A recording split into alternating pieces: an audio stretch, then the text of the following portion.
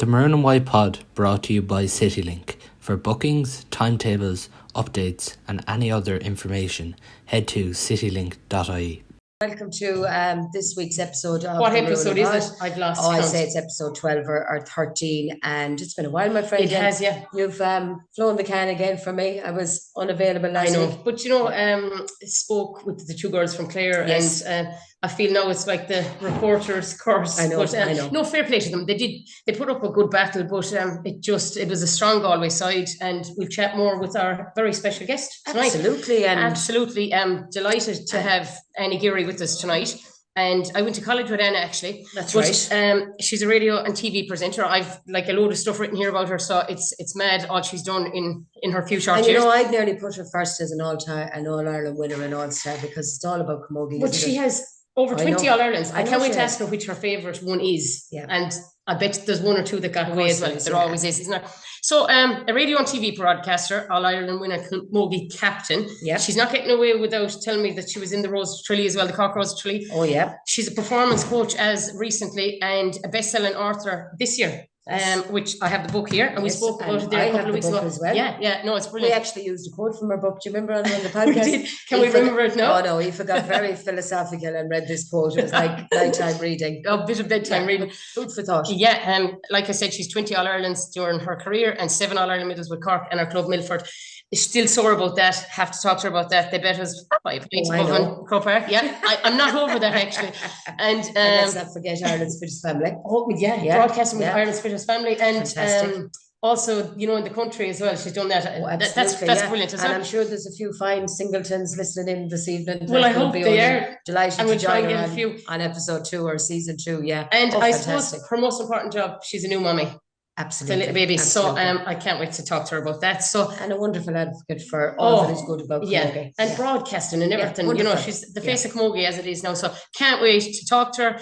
And Anna, you're very, very welcome. I call you Geary, so I can't even call you Anna, but for your introduction, you're Anna. How are you getting on? I know, and I was like, I can't call her Lynskey now. I was like, I'll have to call her. You can, don't worry, you can. She's been called worse, Anna, don't worry. I know, and I was thinking, she told everybody that we went to college together, so I was like, does that mean now I can tell everybody what you were like in college? Am I allowed to do that? I'll turn off the record for that part.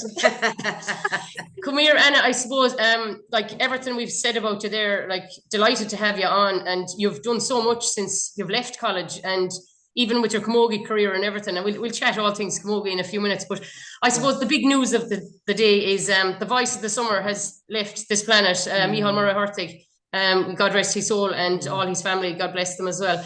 So you knew him, Anna, and you have a story to tell us about him, I bet.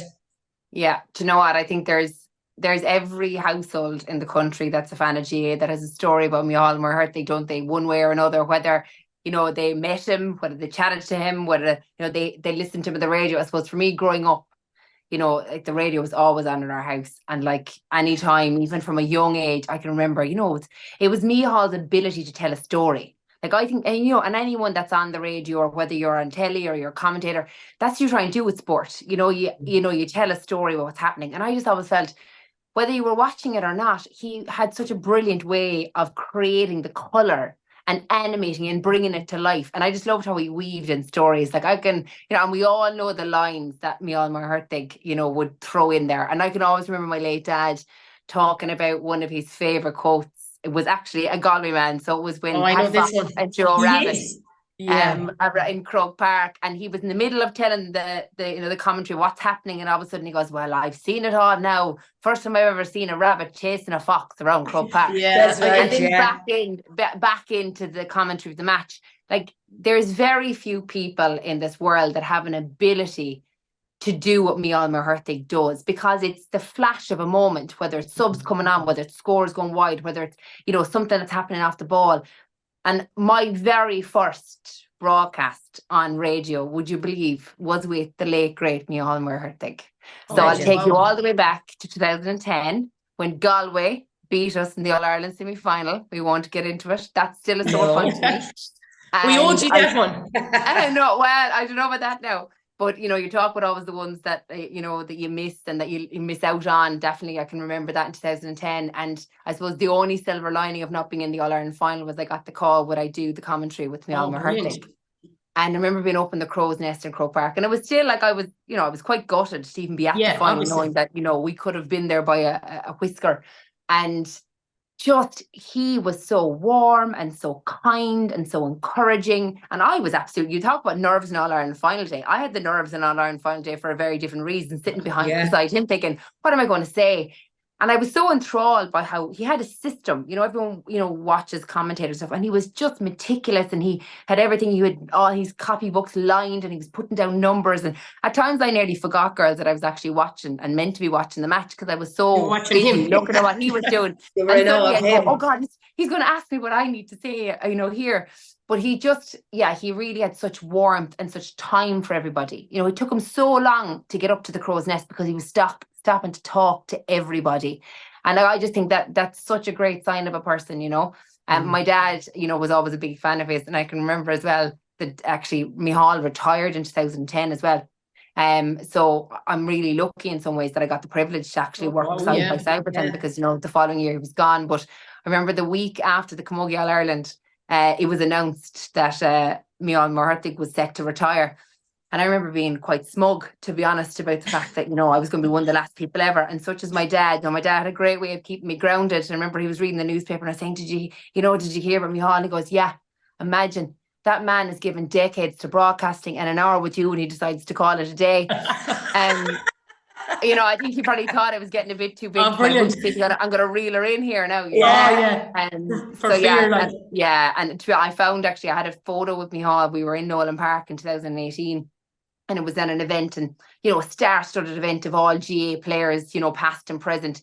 But the only person that I wanted to make sure I got a photo with was Mícheál, because I was so nervous a few years previous that I never got the chance to take a picture with him when I was co-commentating. So it's such, now knowing what happened today, it's such a photo that'll hold dear. I'm probably going to get it framed, I think, because everyone has a story to tell about Mícheál, and I think his family and friends, I never got to meet him, so like it's a privilege to have met him, like for you to have met him and to have worked with him, like it really was, and it's only now I appreciate it more years later, Yeah, absolutely. And so he's a huge loss, isn't he? Oh yeah. And taking us back to Camogie, Anna would say Camogie has been very, very good to you. And I suppose where you are today and all your endeavours and your pursuits, I suppose you started really on the field, and you went from there to punditry and so on. And was it always something that you would have liked to have got into after your Camogie career? Or did you just decide, I'm going to be the face of RTE and that's it? I can assure you, I come from a small village in North Cork.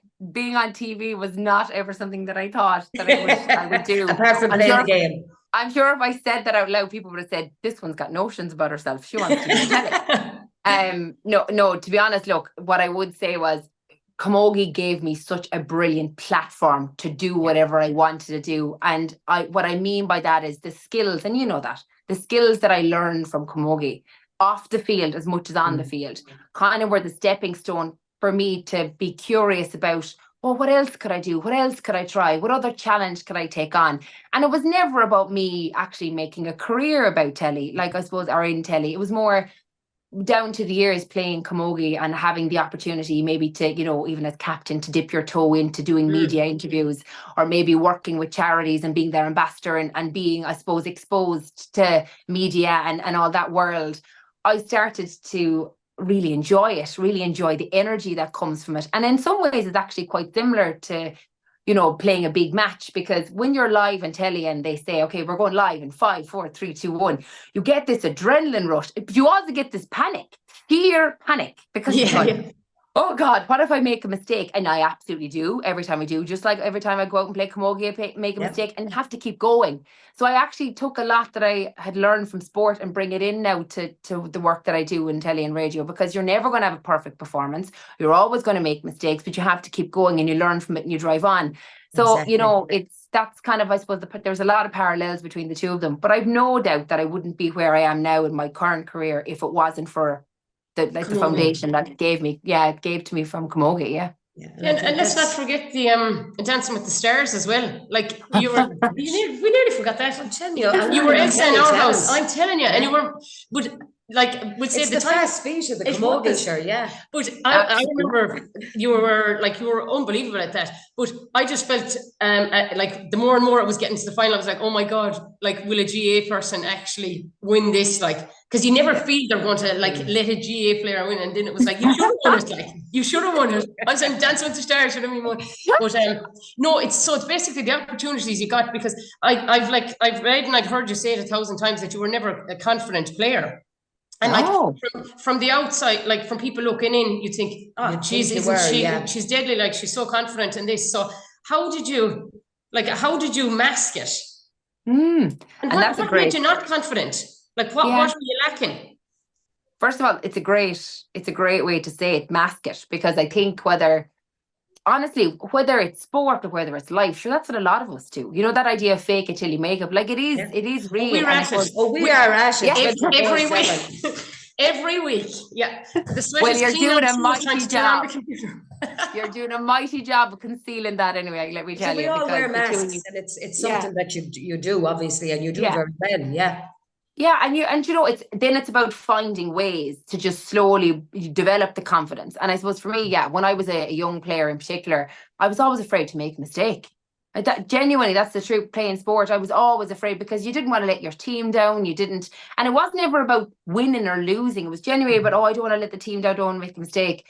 And I suppose it was the same when I went into school, but I remember going into St. Mary's secondary school, and that was, a cornerstone in schools. Camogie, I won 10 All-Irelands during my time at St. Mary's. But I remember, and here's the story if you were talking about confidence, I remember trying out for the schools team in first year, and I was very lucky. I suppose I came in with a really talented group of Milford Camogie players at the time, and all of them made the A panel, more or less bar me. And I can remember he put the two, the A panel and the B panel went up in the in the canteen. And you're looking for your name. It was like one of the films, and you were like, I can't find my name. And then all of a sudden I looked at the B, and there I was. And I remember like being so upset, and not because I was on the B squad, but because I was separated from my friends. So I was in first year, and I didn't know anyone. All of a sudden, all my friends were on the A squad. Went back anyway, and I remember training, and kept my dad. I came home probably threw my ties out of the pram a small bit, giving out. And then he said, what are you going to do about it? What are you going to do? So I put the head down and trained hard. And I remember a few months later, Vincent Harrington came in, and he brought me onto the A panel. It was like all my Christmases had come at once. And then that very quickly that year, came on as a sub, then kept my place to the All-Ireland semi-final. Now we lost to Aoife Closh to Breda. And they became, a lot of them became my nemesis during my school years. But it taught me a valuable lesson kind of about that work ethic. And I always love that saying, hard work will beat talent when talent doesn't work hard. And that was kind of, I learned. Yeah, I do. And I've always kept that. So that always stayed with me, whether it was playing under 14, playing under 16, under 18. And like, I should have had probably more confidence than I did, but in some ways that kind of gave me an edge, because I was never complacent, and I always kind of was worried. I was probably worried, would I keep my place? I can still remember in 2006, after getting a player of the match in a match. And I remember my mum reminded me of it recently, and I said to her, the Thursday before the match, the team was announced. I remember being on the phone to her, and I was like, I hope to God I'll start tonight. She's like, you just got player of the match the last day. But that's how I functioned. I never allowed myself to get comfortable. Yeah, and there was times where my confidence dipped, maybe because I'd underperformed or come back from injury.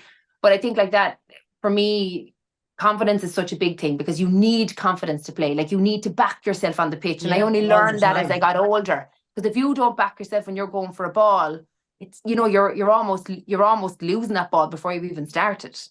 See, I suppose, but not many people might have that mindset, and enough, and it says me, Geary, and an awful lot of young girls now are giving up because of that, because they're not making the team, because they're so low self-esteem. Did the book come out of something like this, or what? How did you become an author? And even when you say that, I'm like, oh my God, I'm a bloody author. It is mad, because I tell you, there was, you're talking about nerves and Dancing with the Stars and Fittest Family and playing All-Ireland. Let me tell you, I had more nerves around the time of that book coming out than I did anything else in my career, because it was so far outside my comfort zone. And I don't say that lightly. But I think the big reason why I wrote the book was to help people, right? And the book, a lot of it does actually deal with unlocking confidence, trying to find the reasons why we might be lacking in confidence and find ways in to grow the confidence and to build on it, and how to deal with setbacks and how to deal with change and how to deal when you're, you know, basically your world falls down around you for whatever reason, because everyone has different circumstances and things going on in their life. And then it's about kind of tapping into your potential and having a curiosity about seeing what else you can do, and not being kind of, I suppose, not satisfied, because that's the wrong word, but just being kind of stuck. Sometimes we all fall into this familiar and we like the autopilot, and we're so afraid to step out of our comfort zones as adults. Sometimes as kids are great to try new things, but as we become, and they don't care about being first, second, they just want to give it a go. Whereas as teenagers, you're kind of nearly made to believe that unless you're going to win something, don't try it. Don't do it. Because you're going to, and then as adults, we're the exact same. So I suppose I wrote the book because I wanted to help people to feel more confident in themselves and to just try things just for the enjoyment, you know, and for joy and for and because you never know what will happen out of it. And I think I wrote the book really as well. In it are lessons and tips that I wish I had when I was a teenager and even in my 20s. But I wanted the uncomfortable list is very good. And there's a lot of my own stories in there, and I didn't have to put them in. Like, I could have easily just written a book and not shared. And I suppose I kind of felt I have to be vulnerable if I'm writing this book, because it's very easy for me to say to people, oh, you should do X, Y, Z. Because if people think, oh, but sure, it's easy for her to say that, sure, she never had a failure, or she never had a confidence block. Though then when you share a story, suddenly people are like, oh, I didn't know that about her. Oh, now I can relate a bit more. So that was hard. Like, sharing things that I'd never shared before was definitely hard, but I'm really glad I did it. Like, just today, somebody stopped me in Dunleary, and a woman, like, I'd say, you know, I'm going to say her 40s. It was possibly plus interest, but I'm going to give her a compliment saying her 40s. Give her the benefit of the doubt. And she just said to me, I'm really enjoying your book. And that actually fills me with so much energy. And because I'm so glad, because that's what I wanted. I wanted just people to take something from it, you know? Yeah. But it's a book that you don't have to read page by page. It's a book you could just leave down and just randomly open a page and there's something. And that's what's good about it. And you can just go away from it and come back again. And it's like Home and Away. It is like Home and Away. You catch up eventually after a few episodes. But exactly. Yeah, pick up where you left off at some point. Exactly. And there was about 200 young teenager girls down at that Body and Kind, you know, with Ashlyn and Sinead. You donated all of those books, like, so there's at least 250 kids going around with that book. So you're doing something good. You've made it when you can give your books, like, fair play to you. Well, I made a decision that if I ever did write a book, because it's been swirling around my head for about a decade, that if I ever did, I'd pick some sort of event. I thought it might be a charity event, but to be honest, I mean, that was just as good, because they were donating money to UNICEF, and then obviously it was to do with young girls in sport. And I said I would give the book, you know, towards, and so it was brilliant. Now it started out as about 50, and then they were like, a few more people going to get it. You reel them in, and then there was nearly a few rows because there was some signed and some not. They were like, "Have you got your?" I had to last minute give a few extras, and I was kind of going, "That was Galway figures." No, fair play to you. Yeah, no, fantastic. And look, sure, I suppose what we're here tonight really is to talk about the Camogie and the promotion of the game, and you know, get your insight into your experiences of when you were hurling at your, I suppose, your elite level in comparison to today. And have you seen much changes, Anna? How the game has evolved? You know, how the game is promoted? Is it in a good place, or what do you think? You know, when they say a lot done, more to do. Like I suppose that's where I would really see it, because I think, you know, sometimes it's easy to judge it off the standard of senior intercounty camogie. And while I would definitely say, like, the setups there compared to our time, and I don't mean, I suppose back when I would have been playing, I came on the Cork senior panel in 2003. So I was just 16, and then would have started getting my place on a regular basis when I was in my leaving cert in 2005. And I suppose if you think that's almost, you know, 20 years on, you know, a lot of intercounty setups now would have your nutritionists and their sports psychologists available, and the physios at training, and, you know, replacing the hurleys if they're broken, and getting gear so that everyone looks the same going to matches. And I mean, they might be basics, but they're not basics if you don't have them. They're luxuries. Yeah, absolutely. And I think I would still say that there's probably discrepancies among, even you take the senior intercounty championship, you know, there's some counties probably getting more and as a baseline than some other counties. I think that definitely needs to change, that everybody across the board should be getting all of those. All of those things. But I think really it's, sometimes you can take your eye off it. What happens at senior inter-county level isn't very indicative of what happens at grassroots. And I think we really need to be focusing at grassroots. We need to be focusing on club level, but we also need to be focusing on the development squads and the underage structures in every county. Because I suppose really, and just look at the weekend just gone now. Look at the fixture, look at the results in the fixtures, look at, the very one-sided affair. That does, and I'll be honest, that does worry me slightly, because you don't want to see, a gap emerging between counties like that. And I think we really need to make sure that we're the under 12s, 14s, 16s, up to minor, that all of those counties are getting a fair crack of the whip, that they're getting facilities, they're getting resources to give themselves the best possible chance at adult inter-county level down the line.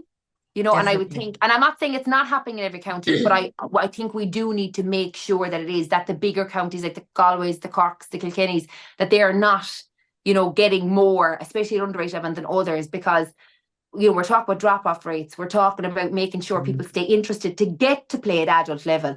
If they're not getting those basics like the showers after training, or, good, decent changing, or, gear, all those things, well, then you might see them drop off. Because it is like, when I did that documentary years ago around why girls quit sport, one of the major findings, because often people would say, oh, it's body image, oh, it's, body confidence. It actually wasn't that. It was the environment that they were in.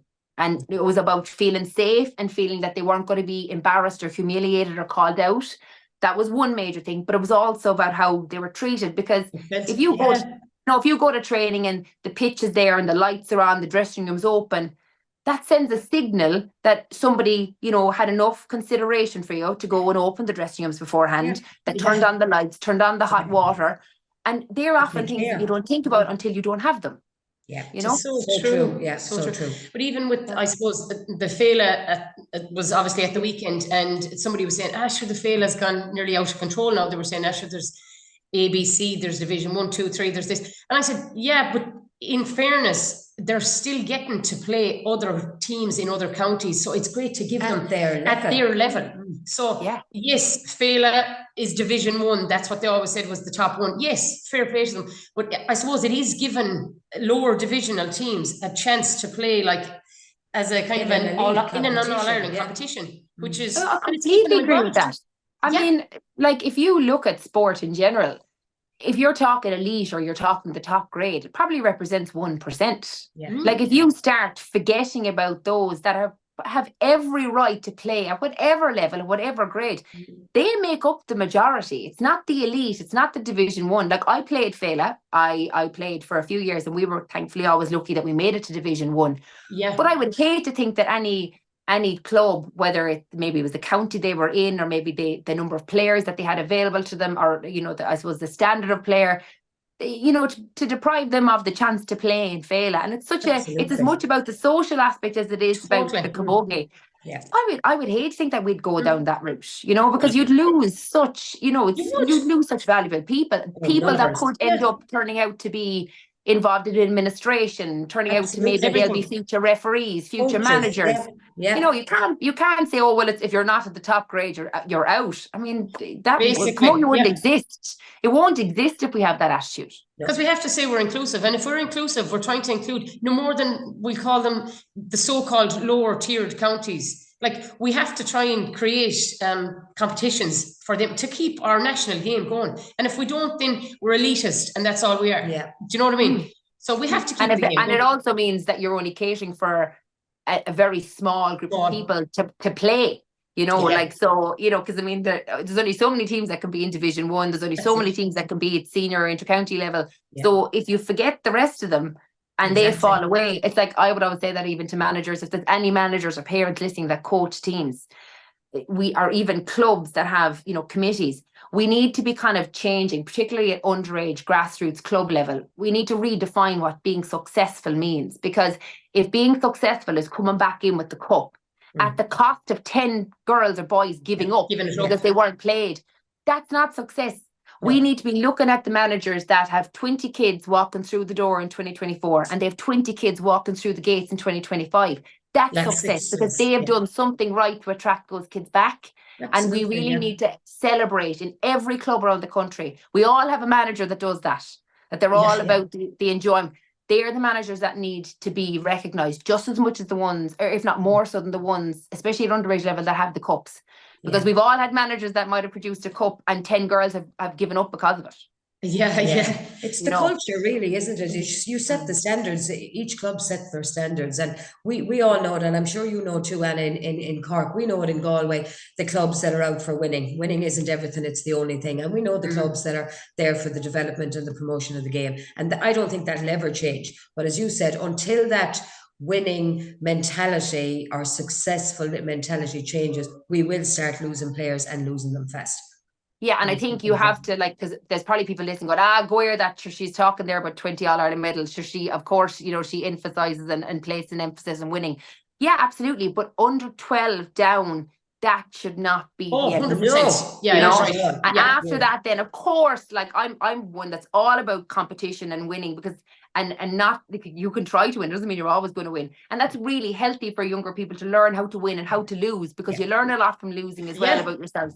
But for kids, for kids, it has to be about the environment that's created so that they actually enjoy coming to train. Enjoy first, Because we always do talk about this. And myself and Harkin were coach developers in Connacht as well. And like anytime we go out to the clubs, we kind of try and find that we kind of read the room and see what sort of coaches are coming. Yeah. And it's amazing the difference that some are completely win at all costs, and trophies and cabinets and medals. And then you have the others who are just all about the kids, and the child comes first. It's amazing, Yeah, it is. But your best coaches should be definitely within your nursery. And move them up along. Yeah. And like, you can't choose your club chooses you. And I think you should always play your club is the most important thing, and work from there. Well, actually, I was down in Cork there for the last few days with my husband and my little son, and my husband is a dub, and he wanted to go over and have a look at the pitch. I was like, oh yeah, okay. So he went over to the pitch, and he was just like, oh my God, like, this looks class. The sod looked great. And it brought back such memories for me, because it's where it started and where it ended for me. Like, I went back to my club after I retired from Cork, and we won a Club All-Ireland after that. Of course he did. Of course he did. And you know what? Little bit of a fun fact for you here, Lynskey. Go on. The 3 club titles that I have, we beat a Galway club every time. Of course he did. That's right. It's against Killimer. Wasn't it Killimer one of them? Killimer and Ardran. It was the first All-Ireland in Croke Park ever. I think Club All-Ireland was year 1 against Killimer. Yeah, it was the first time they brought it to Croke Park. Yeah. And there you go now. Well, it took me a while to get over that one now, but I'm over it now. Or am I? Yeah. I know. Listen, you were a savage. What's your favourite medal? Oh, it's a great question. We have a little man. Hello, patio appearance there. How are you doing? What's my Do you know, like, there's on what was on the internet there, this man was on a Zoom call from work or something, and the young lad he came in the back. And the nanny coming in crawling. Yeah, she flew in. But your favourite medal? What medal all of them would you not? If you had to give back, we'd say 19 out of the 20, which one would you keep? That's a great call. I think, obviously captaining Cork in 2014 was a dream come true, and winning the All-Ireland that year was, because we hadn't won in Cork for 5 years, which kind of in Cork Camogie circles nearly be seen as a drought. So there was a pressure on us for sure. And I suppose it was such an honour, I never thought that I'd get that bestowed upon me to walk up the steps to Hogan. But I would nearly say our first Club All-Ireland, because it took us 10 years to win our first senior title in Cork. 10 years, because we were very successful underage. And probably there was a part of us that thought that would transfer into adult grade. And so to take us 10 years to come out, we were in 3 county finals, and we lost them all by, very small margins. And the very first year that we finally got over the line and got out of Cork, that year, we won the club, we won the county, won Munster, won the All-Ireland, came back, county, Munster, All-Ireland, then county, Munster, Muircheartaigh, they probably caught us, we were probably a bit cocky, going in, and they taught us a lesson that day, but we came back again, county, Munster, All-Ireland.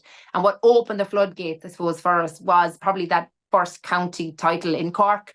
And then I suppose that first All-Ireland title in Croke Park was so sweet, just because, there was people that had trained us since we were under 10 and made sandwiches and lined the pitch and, Like a you know, family washed chap, the jerseys, and they were all up there with us. Like, it wasn't, I suppose for me, I really felt that All-Ireland title wasn't about the 30 odd players that we had and the management. It was about every single one of those people from Milford that, you know, I think the village could have been robbed because everybody was gone. You know, it's like funerals. Everyone is at it. Yeah, and it was as much for them as it was for us. So I think that was we celebrated it for about a solid week as well, I'd say. Oh, I know fair that play feeling, to you. Fair play to you. Well, you sure do. Oh yeah, and talk to us about Sunday, Galway travelling down to Páirc Uí Chaoimh, and how do you think it'll fare out? Anna, considering Galway's, I suppose, I won't say hammering of Clare, but their convincing win over Clare at the weekend. You actually hit on it earlier, you know, these massive scores that the top few teams are putting in against, I won't say the lower tier counties. I would have I thought Clare would have put in a little more of an effort. Very, I was at the game, very, very disappointed. They had a first good 15 minutes and then they just seemed to die. But to me, it seemed to be the Niamh Mallon show. It was Niamh Mallon show. Yeah. I mean, she's some addition to Galway. Massive. And I'm sure, and Sarsfield, I'm sure that's probably a bone of contention for some of the Galway clubs. I won't talk to you about it. She's just she's savage. Any county in the country would only be delighted to have her. So I really do feel, I mean, she is such an ace really for Galway to have this year now in their pack. And I think with Cork, you know, Cork will really still feel in the league when Galway beat them, you know, and then they didn't progress to the league final. You know, that was really sore for them. It really is. And I think like that, they've come out now in championship. They've won 4 games from 4. They're sitting at the top of the group. But the way it works is if Galway beat Cork, they will still, you know, go in and sit in the semi-finals. And I think, you know, down through the years, when I think back to when I was playing, you know, and you top the group and you went straight into the semi-final. I suppose there's pros to that, because obviously then you can go back to the drawing board, you can do another block of hard training, you're safe with the knowledge you're down to the final 4, and then you know, you can maybe try a few players, have a few in-house matches, and you know, get injuries right for the semi-finals. But there is a con to that as well, because you do break your momentum then in terms of, you know, the momentum that comes from playing matches week in, week out. Then there's that block. If you don't make the quarterfinals, you're waiting in the semi-finals, you know, whereas somebody else that has the quarterfinal, you're learning about your team live, you know, and especially now with the quarterfinals are going to be preceding the semis. You're going to be playing, you know, in front of a massive crowd in Croke Park, and it's replicating nearly All-Ireland final day. And for any young players that are on those teams, those 2 quarterfinals are going to get such a wealth of experience just from playing in front of a massive crowd. I would personally, I mean, I would love Cork to go in unbeaten, but I also would love to see them playing in Croke Park before the Cork Limerick hurling semi-final, because it would just be a great occasion for them and for those younger players in the Cork panel to get that big crowd experience would be incredible. But you know, Cork are obviously going in to win, you know, every game that's come their way this year, and Germanly, I'd say, has them geared for that. And you know, they are definitely playing well. I mean, you talked about the Clare result for Galway. I mean, equally the Dublin result for Cork. You know, there was a massive scoreline that's put up, and it's not good for anybody though, is it? It's not like it's not good for Clare, and it was no good for. But you don't learn. You don't learn from you know, and sometimes you actually start making, I suppose, creating bad habits nearly that can kind of go under the carpet because no one sees them, because everyone only looks at the score, and it's very hard to analyse a performance and maybe critique it if you've won by such a big score as well. Absolutely, so I don't necessarily think that they've learned a whole pile from those games. Is there any injuries? I know Galway, like, I suppose Carrie Dolan would be Galway's biggest injury. She's huge. I don't know who was. Well, she's set it out. I don't know who's kind of set out, so she might be ready. But Carrie picked up a bit of a knock. There's a lot of kind of niggling injuries happening in the Galway camp as well over the last couple of weeks. But I suppose they've had to try out new players and stuff, which seems to be working all right for them. What way is the Cork camp? I know you don't want to give us away too much now, but I was like, does anyone think I came down with the last shower that I know about the injury? Hold on a minute and I see what chapter that's in. We'll say that's called plain and cute. That's Well, obviously your Cork will be definitely targeting Niamh Mallon. They're going to have to to mind her as such.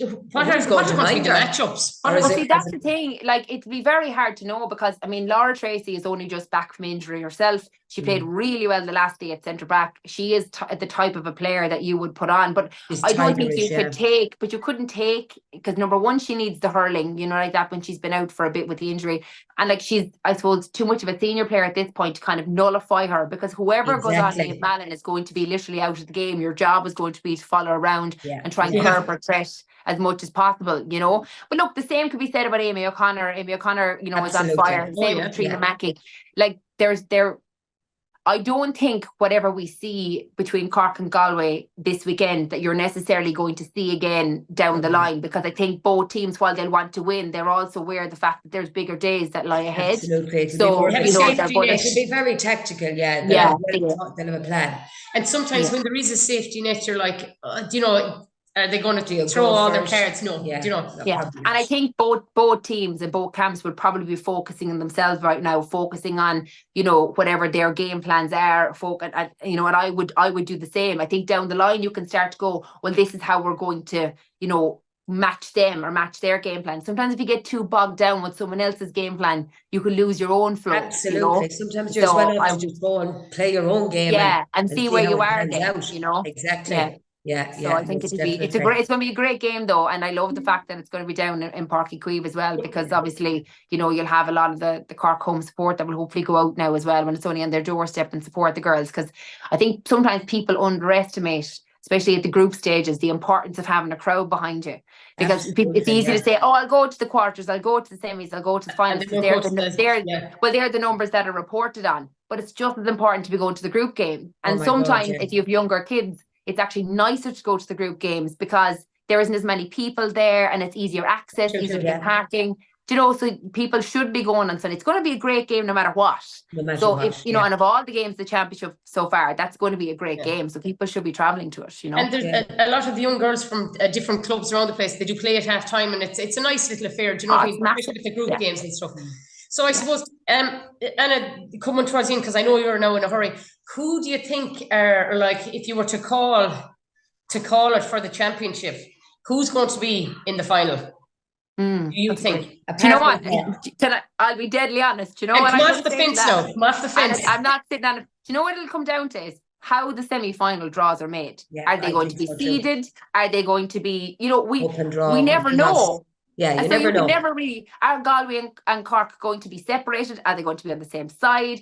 All of those things, sometimes, to me, it's very hard to predict because you don't know what the route to the All-Ireland final looks like. So you don't know who you need to beat. And I would have always found that really frustrating as a player, because you're like, I actually don't know. Because sometimes they'd say, oh, these teams played in the group stages, so they can't meet each other in the semi-finals. And then they just sometimes throw everybody into a hat.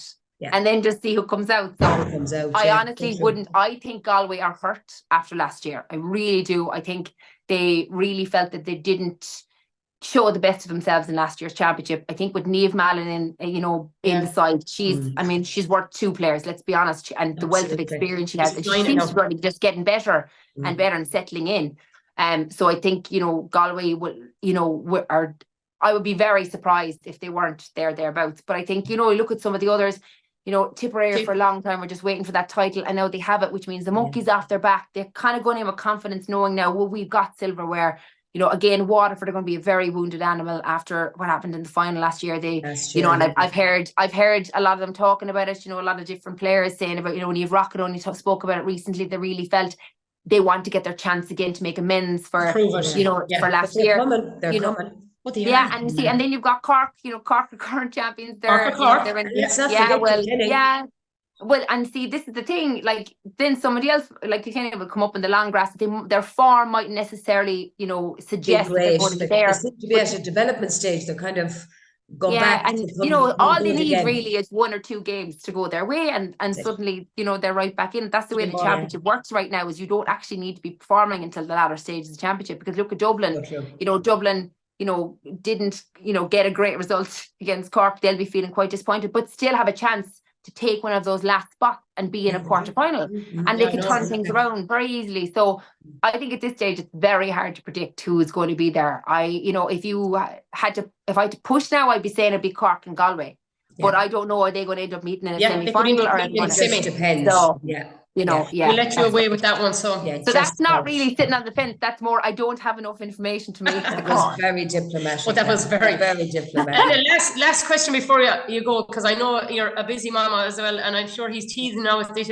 I know, I'm actually like, well, if he wakes, you'll be coming down here to put him back to bed. Keep it quiet, so my nice Ardrahan accent and the Harkin Spears accent. What would you love to see if you had one kind of, if you had a wish or a wand to put over the whole kind of, obviously integration is going to happen, but is there anything like a quick fix now? What would you love to see in Camogie as soon as possible? A lot of people talk about the coverage in the media and all that, and obviously I would love to see that progress, but I really do, and because even if you look at the Olympics and you look at, Rashida and Charlene and that does inspire younger people to get out. And I can guarantee you the week after the athletic championships, they were all out doing the running clubs and they were all joining clubs, and they were, because I remember Kenny Egan saying the exact same when he won the Olympic medal, that there was loads of fellas afterwards joining boxing clubs. So it definitely does encourage, that kind of can't see, can't be thing. But I do think fundamentally we do need to be looking at underage structures. We need to be looking at our grassroots. We need to be investing money there, investing money in good coaches. Because if you have a good coach that knows how to speak to younger people, that knows how to speak to anyone that they're coaching, and they're getting properly trained, well, then they're going to create an environment where it's enjoyable for younger people. Because we have to remember as well, there's a lot of competition now in other sports for younger people. It's not just about your local club now. There's lots of other things that they can do, even if it's not sport. It could be dance, it could be, and then we've got phones now as well that are taking up their time. So we have to be creating environments that are, I suppose, exciting for them to actually go back to again, and that they enjoy it. So that to me, it's good coaching. And I would love to see, and this isn't a slight on those that are currently doing it, because, there's some brilliant referees out there. I would really love to see the standard of refereeing increased across the board and made more uniform, because I think it's very frustrating for so many referees to be having so many different styles and interpreting rules. And it's definitely a bugbearer amongst a lot of people. Like, what was that for? What was that? So I do think we need to be giving, more training, more and as well, I'd love for younger people to be encouraged to be getting into refereeing. The only way they're going to do that is if they're treated, if you see referees being treated well. So there's two areas. I do think if you can increase the standard of refereeing across the board, it makes the games better, which means more people are inclined to watch them and go to them. So rather than talk about media coverage, to me, referees have such an impact on the game, and I think there's some excellent referees. It really, really is a thankless job, so they need more support. Definitely. That's brilliant that you've said that now, because we did speak about this. We had the president, Brian Malloy, on with us last week, and we kind of spoke about what needed kind of to be done, and he was saying the funds into, we were talking about, he said, the national schools and secondary schools, and just pump it into that and keep our game. There is none. No. Apart from the little bit that comes from the GA. Yeah, from very little coming from the Camogie Association. But I think they are trying. Well, they are. And we just need, it's all about prioritizing. It's about sitting down and actually allocating and divvying out and saying, for the next 5 years, we are prioritizing, primary and secondary schools, we're prioritizing grassroots, and then we're prioritizing referees. And then in another 5 years, we'll prioritize another 2 or 3 things. Something else. Just because if we're trying to do everything, we're going to fall between two stools. But for me, if you can have the best talented players in the pitch, you can have the best managements, they can all have the best gear. But if the referee standing in the middle of the pitch is throwing the ball in every 2 seconds, well, then who wants to watch that? Yeah, exactly. So true. So true. So, thanks a million. You're a breath of fresh air. We could stay talking though. We could stay talking. You're great crack. Well, if you saw us 40 minutes ago, you wouldn't have said that. Yeah, we were sweat out through us. Clean. But listen, you're a wonderful advocate for the game. You're fantastic with the punditry. You're a wonderful author. You have it all. And the most important thing is that you play the best game ever, and that's Camogie. And we're here to promote the game. And honestly, fair play to you as well. And I know you're giving yourselves a hard time, but creating a platform like this that people listen to, they're ultimately going to learn more. And that means then, because if you know more about your sport, then it just makes we're talking about confidence. It gives you a little bit more confidence because people are listening to stuff. So, I'll be keeping a close eye, and I'll be listening in the car. And make sure you get all your Cork supporters and and them to subscribe to the Maroon Yeah, White and I'll Pod. be going back. I'll be going back to the Cork girls. Going, did you hear they were wanting to know who was injured? Winky wink, nudge, nudge. Yeah, exactly. No, thanks a Let me million, get Geary. you out there, and I'll tell you. Will you go away? 1 second now. Bank details. Give us your Come here. IBAN and your big. Lovely chatting with you, girls. Take care. Thank you so much, and best wishes, Anna, in all your endeavours and in the future. And give us a shout out sometimes, as we will to you. And thanks for everything. Go on, take care of Thanks so much. Take care. Mind yourself. Bye. Bye. She's a birthday for us, yeah. Great old crack. We Yeah, had some crack in college now, so we did. Oh, I'd say you did, yeah. Not for the podcast. And if I don't know, I'm sure you probably thought the same. She was a very physical player in her day. She was well built, physical and strong. Very physical and strong. And it's amazing that she never really had the confidence to imagine after all that, after 20 All-Irelands. Look, it's great. People just wear masks, don't you? We all wear masks. But fair play to her. So listen, before you go, you had a great win in Ardrahan yesterday evening. Community game. Stop, yeah. Shout out to Ardrahan. Normally she's given out that it's always St. Raphael's, but and I have to say as well, I know I shouted out to the Ardrahan Failey girls last day, but it wasn't that I forgot. I was all Crowell, Ahaska, and Pierce's didn't go to the regionals, but get there, who else was in it? Athenry, and Athenry did brilliant. I know they lost out narrowly in the semi-final. Yeah, but the last Division 1 provincial winners, they did, and Crowell won their division. So well done. Am I missing out on anyone? And of course, Ormore, Mary and the boys, and fair play to anyone that partook in the Faila at the weekend. So well done. Now back to the community games final. It was a humdinger of a game between Ardrahan and Beha. And I was delighted to see derby, really. But both teams it was just brilliant. Now the pitch was quite small, but that's the measurements. It was 50 by 95. Okay. But so it was a tight encounter, but the score didn't reflect the game at all. I was delighted, and I can't wait. I'm kind of excited for Schools Camogie in Gort in the incoming years to know what's coming. Yes, and I suppose you might win something. We might beat you, but have to I suppose that's one of my favourite medals is the time we won in Mosney at the community games. And it was always, and every time I think of community games, such happy memories come back. And Tosh and Rose Brennan were the main kind of instigators all the time. And so Josephine Gardner there now was really pushing it for community games. But I always think, and especially last night, I kind of had a small little prayer for Rose Brennan as well, and Tosh is always there. Rose passed away. And a touchdown is all about your club. It is, and people like that, and you never forget them. To play with you, always want to play with your own club. Yeah. But anyhow, so looking ahead, I wish Galway seniors the best of luck. Intermediates are not out this weekend. No, they had a brilliant win. Great win against Westmeath. Yeah. And a big shout out to Sharon Glenn and the county under-16s and their management and selectors on their game coming up at Limerick against Limerick at the weekend. So best of luck to the county under-16s as well as they take on Limerick in Duggan Park on Sunday at 12 o'clock. And best of luck to Carl Murray and his management team against Cork in Páirc Uí Chaoimh. Yeah, that's going to be a good one. That's it for this week.